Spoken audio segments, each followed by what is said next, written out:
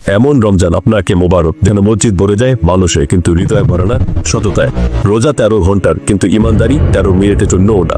আমরা আল্লাহকে দেখানোর চেষ্টা করি যে আমরা ভালো, কিন্তু আল্লাহ অলরেডি জানেন যে আমরা আসলে কে। কারণ রমজান মাসে মানুষ সবচেয়ে বেশি নামাজ পড়ে আর সবচেয়ে বেশি মিথ্যাও বলে, সবচেয়ে বেশি দান করে আর সবচেয়ে বেশি প্রতারণাও করে। তাহলে প্রশ্ন হলো, আমরা কি আল্লাহর জন্য বদলাই নাকি মানুষের সামনে ভালো সাজি? বাংলাদেশে জিনিসপত্রের দাম সবচেয়ে বেশি কখন বাড়ে? রমজান মাসে। রমজানের প্রথম দিনে সারা দেশে চড়া নিত্য পণ্যের বাজার। গত সপ্তাহের তুলনায় প্রতিটি পণ্যই বিক্রি হচ্ছে বেশি দামে। রমজান আসলে তো আমাদের দেশে বাইরে আছে, অন্য দেশে কমে, আমাদের দেশের বিপরীত। সব দিনই দাম বেশি, মানে পানিতে মানুষের গলাতে পাড়া দেওয়া, তারপরে ধরো তাদের গলা পাড়া দেওয়া, তারপর পণ্য দাম বেশি হবে। সাথী তরকারি 80 টাকা 90 টাকা 100 টাকা, আমগো মতো মানুষে কিনা খাওয়ানোর উপযুক্ত চাইয়া 3,000-2,000 তরকারি। ব্যবসায়ীরা বলে, ভাই ডিমান্ড অনেক বেশি। ডিমান্ড অনেক বেশি না, আপনাদের লোভ অনেক বেশি। একই জিনিস, একই মানুষ, একই দোকান, শুধু মাছটা বদলায় আর বিবেকটা হারিয়ে যায়। একজন রোজাদার মানুষ আরেকজন রোজাদারের কষ্টকে ব্যবহার করে নিজের ব্যবসা লাভ বাড়ায়। ভাবুন, আপনি ক্ষুধার কষ্ট কিন্তু বুঝছেন, কিন্তু অন্যের ক্ষুধা দিয়ে ব্যবসা করছেন। আর সবচেয়ে বেশি মিথ্যা বলে রমজান মাসে, সবচেয়ে বেশি শো অফ করে রমজান মাসে। ক্ষুধার তো থাকা সহজ, কিন্তু সৎ থাকা কঠিন। সারাদিন না খেয়ে থাকা সহজ, কিন্তু মিথ্যা না বলা, নিজের ইগো কন্ট্রোলে না রাখা সবচেয়ে কঠিন।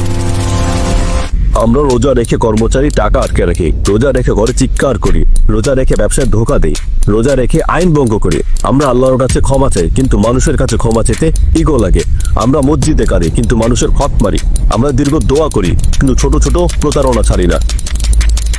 আর এরপর ইফতারে মনে যেতে দোয়া করি, হে আল্লাহ আমি মাফ করে দে। কিন্তু মাপ তো কোনো ইয়ারলি প্যাকেজ না যে বছর একবার রোজা রাখলে সব ক্লিয়ার হয়ে যাবে। মাথায় টুপি পরে ধোকা দেওয়া তো সবচেয়ে বেশি ডেঞ্জারাস হিপোক্রেসি। তারাবি পরে সুদ নেওয়া, হাতে তসবি ধরে মিথ্যা বলা, মানুষের কাছে রেশন বিলে ভিডিও বানানো, এগুলো ইবাদত না, এগুলো শুধু শো অফ। রোজা তো শুধু ক্ষুধার নাম না, রোজা কন্ট্রোলের নাম। আর আপনার যদি রাগ কন্ট্রোলে না থাকে, লোভ কন্ট্রোলে না থাকে, আপনার ইগো কন্ট্রোলে না থাকে, তাহলে আপনি শুধু ফাস্টিং করেছেন, ইবাদত না। কারণ রোজা শুধু শরীরের না, রোজা আত্মার। রমজান আমাদের ক্ষুধার কষ্ট অনুভব করার জন্য, যেন আমরা অন্যের কষ্ট বুঝি। কিন্তু যদি রমজান শেষ হয় আমরা আবার আগের মতোই থাকি, তাহলে আমরা শুধু ক্ষুধার্তই ছিলাম, আমাদের মধ্যে কোনো পরিবর্তন হয়নি। আল্লাহ আমাদের ক্ষুধার্ত থাকা চান না, সঠিক হতে পরিবর্তন চান।